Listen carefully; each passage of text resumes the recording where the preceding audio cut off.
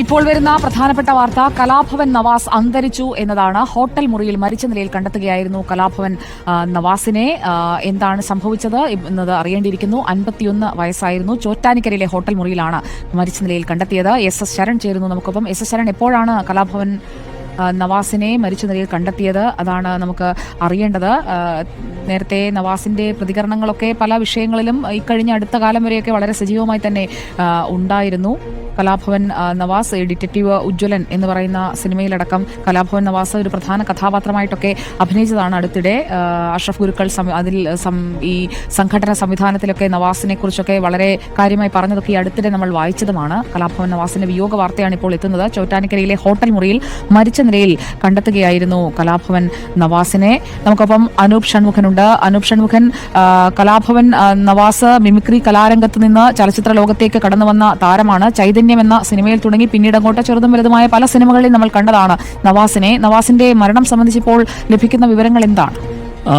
സുജയ, തീർച്ചയായിട്ടും വലിയ വിഷമിപ്പിക്കുന്ന ഒരു വാർത്ത തന്നെയാണ്. 51 വയസ്സ് മാത്രമുണ്ടായിരുന്നു. ഏറെ സിനിമകളിലൂടെ നമ്മൾ മലയാളികളടക്കം ഒരുപാട് ചിരിപ്പിക്കുകയും ചിരിപ്പിച്ച നടൻ തന്നെയാണ്. മിമിക്രിയിലൂടെ അരങ്ങേറ്റം കുറിച്ച് സിനിമാ ലോകത്തേക്ക് എത്തിയ താരമാണ്. സിനിമാ നടൻ കൂടിയായിരുന്ന അബൂബക്കറിന്റെ മകനാണ് കലാഭവൻ നവാസ്. അദ്ദേഹം നിരവധി സിനിമകൾ അഭിനയിച്ചിട്ടുണ്ട്. അദ്ദേഹത്തിന്റെ ഭാര്യയും ഒരു നടിയാണ്, രഹനയാണ് ഭാര്യ.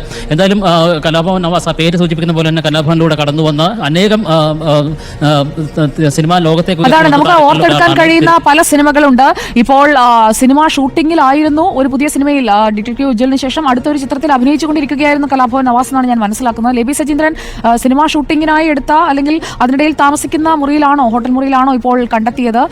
ഇന്ന് ഷൂട്ടിംഗ് ഉണ്ടായിരുന്നോ? എന്താണ് സംഭവിച്ചത് ലേബി?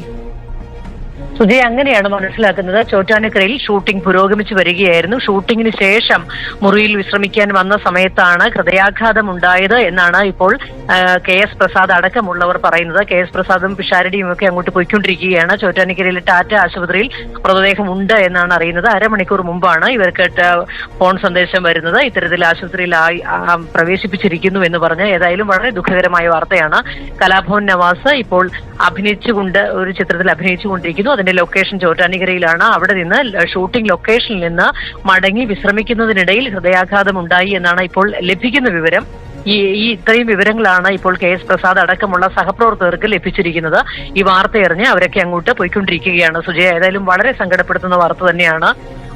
മലയാളികൾക്കൊക്കെ വലിയ ഇഷ്ടമുള്ള ഒരു നടനായിരുന്നു. മിമിക്രിയിലൂടെയും സിനിമയിലൂടെയും ഒക്കെ ഒരുപാട് പേരെ ചിരിപ്പിച്ച് ഗായകൻ കൂടിയായിരുന്നു. അദ്ദേഹത്തിന്റെ പാട്ടുകളൊക്കെ നമ്മൾ ആസ്വദിച്ചിട്ടുള്ളതാണ്.